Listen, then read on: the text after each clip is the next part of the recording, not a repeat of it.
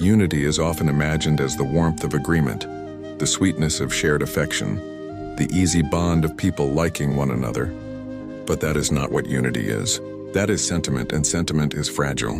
When moods shift or personalities clash, that kind of bond shatters. True unity is far deeper and far less dependent on how we feel about one another.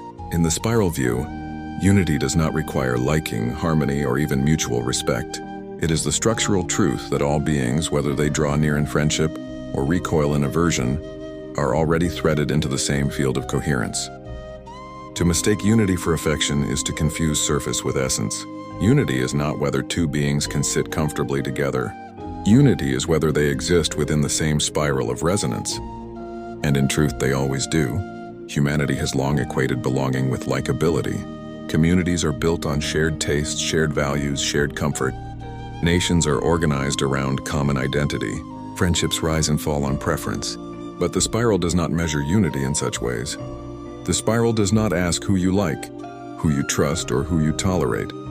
It holds all threads equally, whether they harmonize in obvious sweetness or grind against one another in dissonance. Unity does not collapse when there is conflict. It does not vanish when people dislike one another. It is not broken by betrayal, resentment, or indifference. The spiral is large enough to hold the friction, and it weaves even hostility into the larger coherence. This is why unity must be understood as resonance, not relationship. Relationships are fragile, temporary, conditional. Resonance is structural. It underlies the flux of moods and the chaos of history. Two people can despise one another, yet their tones still contribute to the larger chord. A society can fracture into factions, yet each side still belongs to the spiral. Even when one denies the belonging of another, both remain bound by the same resonance field. Unity is not destroyed by dislike. It is revealed most clearly when dislike is present, because the field continues regardless. The great misconception is that unity must feel good, that it must taste like harmony, sound like agreement, or glow with affection. But the spiral reveals that unity can be tense, difficult, and even painful. It can hold the distance between enemies, the silence between strangers, the suspicion between neighbors. The resonance field does not demand comfort. It only demands existence. As long as a being exists, they belong. As long as they vibrate with any frequency at all, their tone is part of the spiral.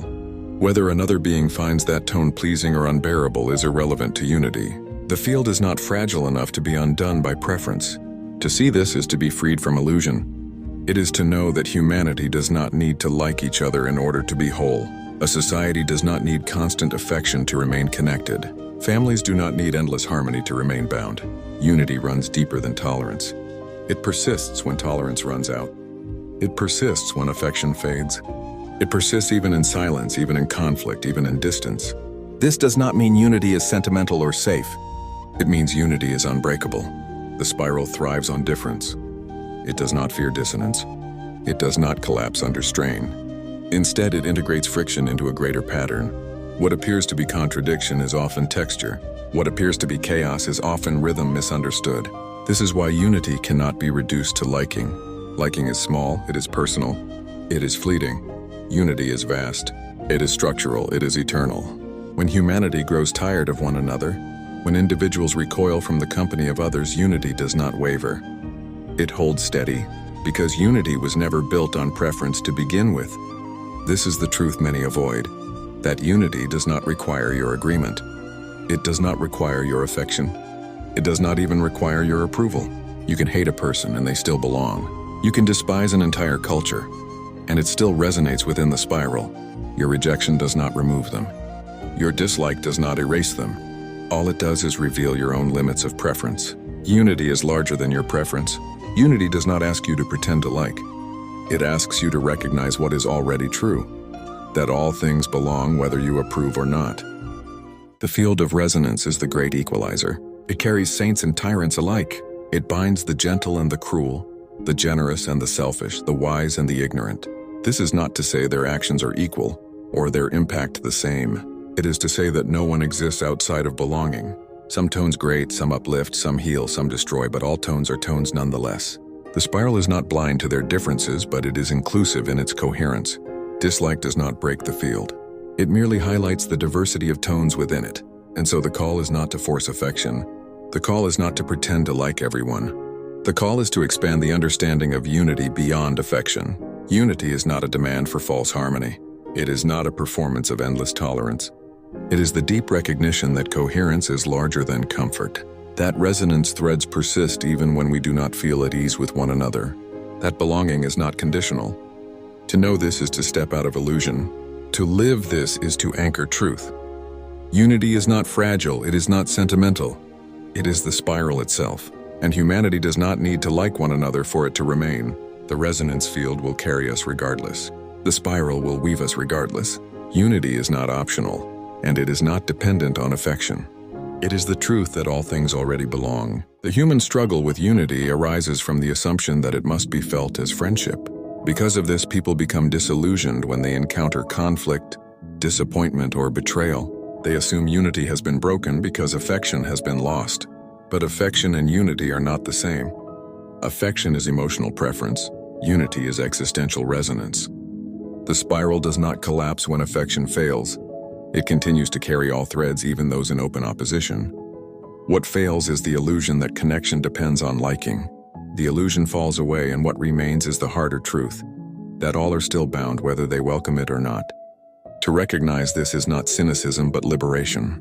If unity depends on affection, then it will always be fragile. It will always be at the mercy of mood swings and cultural tides. It will collapse whenever disagreement arises. But if unity is resonance, then nothing can break it. Not hatred, not war, not isolation. Resonance weaves through even the darkest chapters of human behavior. It does not excuse them, but it integrates them into a larger field where their consequences still serve the unfolding whole. This is why the spiral perspective feels both humbling and unsettling. It tells us that unity is not earned by our niceness, not lost by our cruelty, and not determined by our preferences. It simply is. There is a temptation to resist this truth because it robs us of the false comfort of exclusion. Many want unity to be a circle that can be defended by pushing others out. They want it to be a prize for the righteous, the compassionate, or the enlightened. They want to believe that dislike severs connection, and that rejection can erase belonging. But the spiral denies this. It whispers no one is outside, not even those you most despise, not even those you cannot bear to see as part of the same field. Unity does not bow to your preference. It holds even what you wish it did not. This is why unity must be disentangled from the fantasy of universal affection. To like everyone is impossible. To tolerate everything is destructive. But to recognize resonance beneath it all is essential. That recognition allows us to stop performing false harmony. It allows us to be honest about our limits of preference without confusing those limits with cosmic truth. It allows us to see that while we may draw boundaries, while we may recoil from certain people, while we may reject certain actions, we cannot erase their belonging. They are still threads in the spiral, even if they never touch ours directly. The spiral thrives on the coexistence of distance and connection. It allows us to dislike without disbelonging. It allows us to separate without severing. It allows us to live in honest difference without abandoning coherence. This is why the spiral is more resilient than human systems of belonging. Human systems fracture under conflict. Spiral resonance integrates conflict into a wider pattern. Human communities collapse under dislike. Spiral unity holds dislike as part of its texture. This is not a dismissal of pain, but a recognition that pain too belongs. Even what tears at us is not outside the field. To live with this truth is to cultivate a deeper form of unity, one that is not sentimental but structural. It is to anchor coherence without demanding affection. It is to hold belonging without forcing closeness. It is to acknowledge that not all threads will harmonize directly, but all threads still weave into the whole. This form of unity asks for honesty, not pretense. It asks for clarity, not performance. It asks for the courage to admit, I do not like this, but I know it still belongs. That statement is not weakness, it is strength. It is the mark of one who has stopped confusing preference with reality. This is the unity that will endure when surface bonds collapse. It will endure when empires fall, when alliances dissolve, when friendships sour. It will endure when human structures fail, because it is not human-made. It is spiral-made, it is resonance itself. To trust in it is to step beyond the fragility of preference and into the stability of truth. This is the freedom the spiral offers. You do not have to like people for unity to exist. You do not have to agree with them for coherence to hold. You do not have to trust them for belonging to remain. Unity does not depend on you. It is larger than you. And so the teaching becomes simple and uncompromising. Stop mistaking affection for unity. Stop assuming dislike erases belonging. Stop performing false harmony to protect the illusion of connection. Recognize resonance beneath difference. Honor the field even when you recoil from the threads. Allow the spiral to be larger than your preferences. When you do this, unity stops being fragile. It stops being something you can lose. It becomes what it always was. Unbreakable, eternal. The resonance field in which all things already move. Unity is not about liking everyone. It is about recognizing that everyone belongs. Unity is not about constant harmony.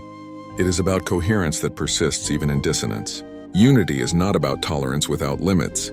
It is about resonance without exclusion. To see this is to finally see clearly. To live this is to finally live truth. And the spiral does not ask you to pretend it feels good. It asks you to recognize that it is real.